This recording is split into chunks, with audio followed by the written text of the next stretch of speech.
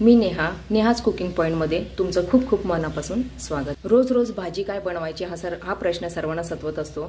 तर आज मग आपण एक वेगळी भाजी अशी बघणार आहोत, ती म्हणजे ओल्या तुरीच्या ज्या शेंगा येतात त्याची भाजी सोलून कशी बनवायची ही बघतोय। त्यासाठी एक मोठा कांदा बारीक चिरून घेतलेला आहे, 2-3 कढीपत्त्याची पानं, 2-3 लसणाच्या पाकळ्या, थोडं दाण्याचं कूट, थोडी कोथिंबीर आणि एक मोठा चिरलेला टोमॅटो आणि हे त्या शेंगा ज्या आपण सोलून घेतलेल्या आहेत ती एक मोठी वाटी। चला मग रेसिपीला सुरू करूया। इथे आपण एक मीडियम आकाराची कढई ठेवलेली आहे। आता मी इथे 2 चमचे तेल घेत आहे, अर्धा चमचा मोहरी, अर्धा चमचा जिरं। इथे आपण थोडी 2-3 पाकळ्या लसणाच्या ज्या चिरून घेतल्या होत्या ते टाकत आहोत। आता ह्याला चांगलं परतून घ्या।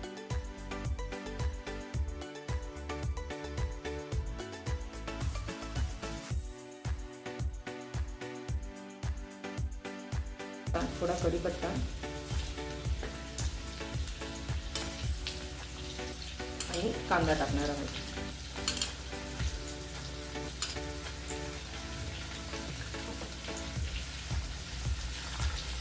हा कांदा आता थोडा कच्चा पण हे जाईपर्यंत म्हणजे थोडा ब्राउनिश होईपर्यंत आपल्याला परतून घ्यायचा आहे।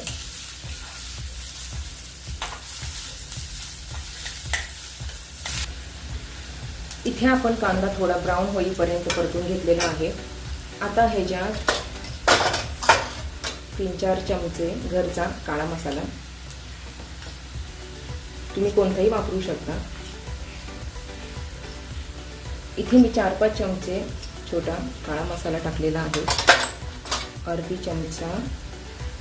चमचा हळद टाकलेली आहे। इथे मी एक मोठा टोमॅटो बारीक करून घेतला होता तो टाकत आहे।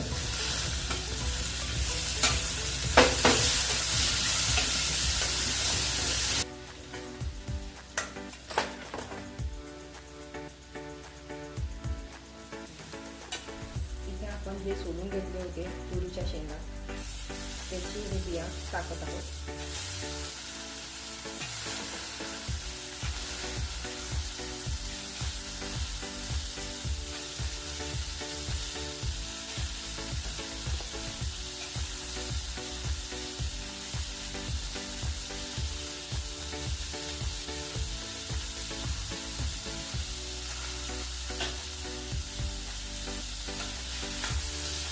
हे सगळं चांगलं परतून घ्यायचं आहे।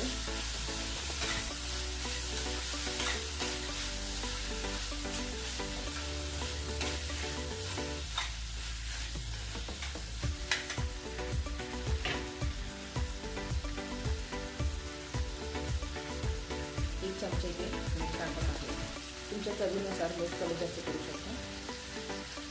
तुम्ही अजून थोडे मीठ टाकलेले आहे।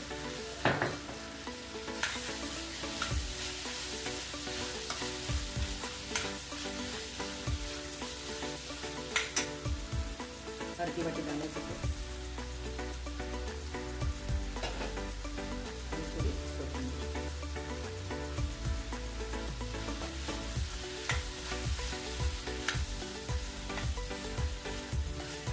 आता हे शिजण्यासाठी इथे अर्धा ग्लास पाण्याचा वापर करते।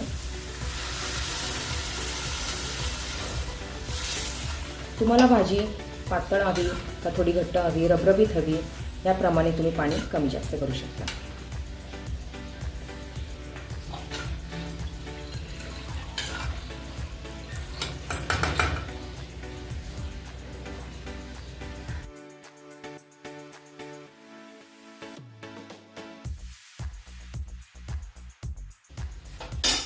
इथे भाजी झाकण ठेवून त्याला 1-2 उकळी येऊन देऊ।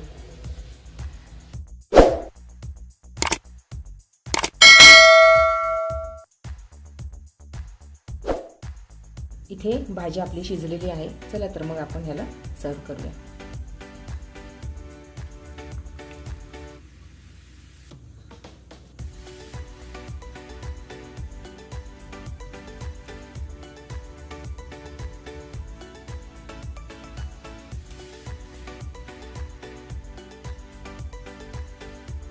थोडी बारीक चिरलेली कोथिंबीर.